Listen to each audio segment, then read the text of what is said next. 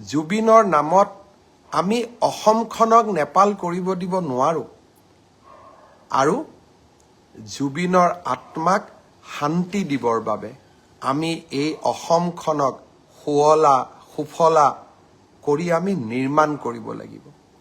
এইখন অসমক আমি ভাৰতৰ শ্ৰেষ্ঠতম ৰাজ্য কৰিব লাগিব। সেইবাবে মই সকলোকে কৰজোৰে অনুৰোধ কৰোঁ, নেপাল কৰাৰ প্ৰচেষ্টা নকৰিব, কাৰণ ইয়ে জুবিনৰ আত্মাক আটাইতকৈ কষ্ট দিব। আইনে তাৰ কি ব্যৱস্থা ল'ব পিছৰ কথা, কিন্তু কোনোবাই যদি ভাবে যে হিংসাই কাৰোবাক ন্যায় দিব, মই ভাবোঁ সেয়া কেতিয়াও সম্ভৱ হ'ব নোৱাৰে। আইনে ন্যায় দিব। অসমৰ মুখ্যমন্ত্ৰী হিচাপে মই আপোনালোকক প্ৰতিশ্ৰুতি দিছোঁ, শ্যামকানু মহন্ত, সিদ্ধাৰ্থ শৰ্মা, শেখৰ গোস্বামী, যোনেই নহওক কিয়, আৰু দুই এজনৰ নাম মই লোৱা নাই, আমি কেতিয়াও তেওঁলোকক বিচাৰ নোহোৱাকৈ তেওঁলোকক সহজে আমাৰ হাতৰ পৰা আমি যাব নিদিওঁ।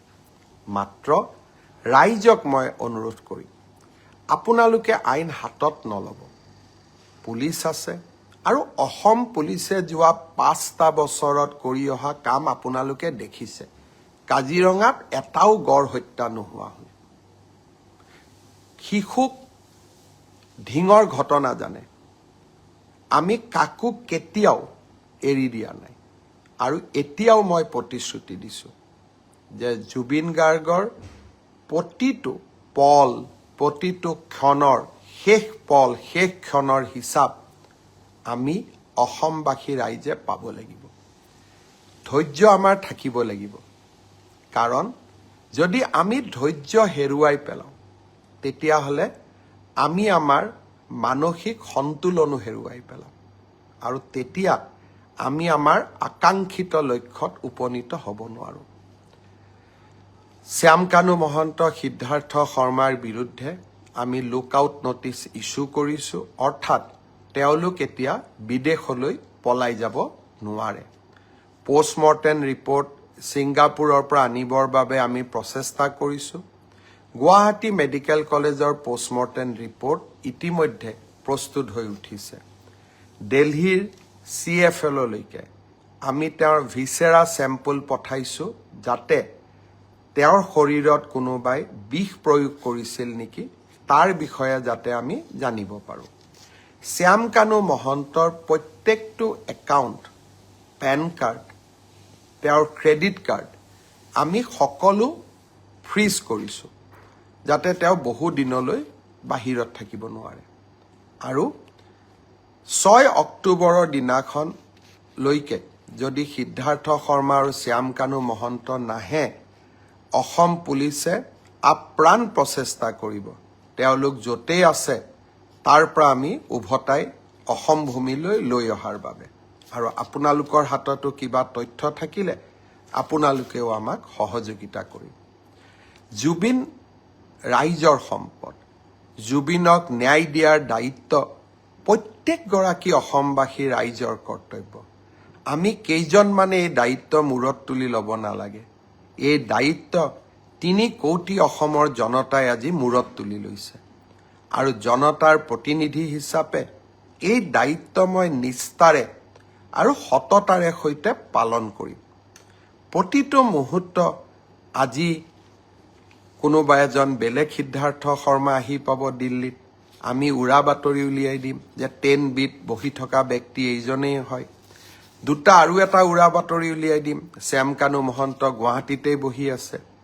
মই ভাবোঁ উৰা বাতৰি আমাৰ মনবোৰ অশান্ত কৰিব।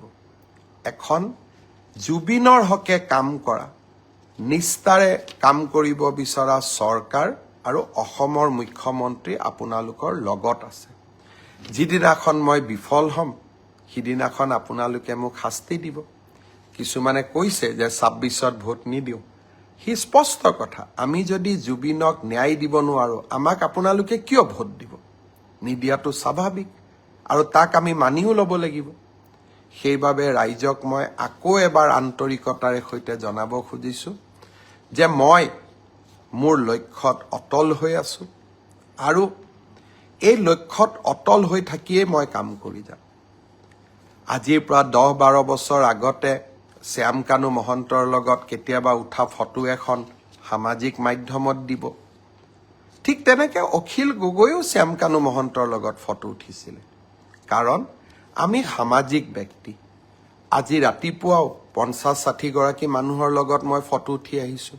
কোন কি মইতো নাজানো, কিন্তু এজন সামাজিক ব্যক্তি হিচাপে জীৱনৰ বিভিন্ন মুহূৰ্তত বিভিন্ন সময়ত কাৰোবাক আমি লগ পাওঁ, কিন্তু অপৰাধীক সহায় কৰা সি অসমৰ মুখ্যমন্ত্ৰীৰ দায়িত্ব হ'ব নোৱাৰে। ব্যক্তিগত সম্পৰ্কৰ ওপৰত গৈ আমি জুবিনক ন্যায় দিবই লাগিব, সমাজক আমি সন্তুষ্টি কৰিবই লাগিব, আৰু এয়া মোৰ দায়িত্ব আৰু কৰ্তব্য। মই মাত্ৰ এটাই অনুৰোধ কৰিম, অসমক নেপাল বনাম বুলি নক'ব।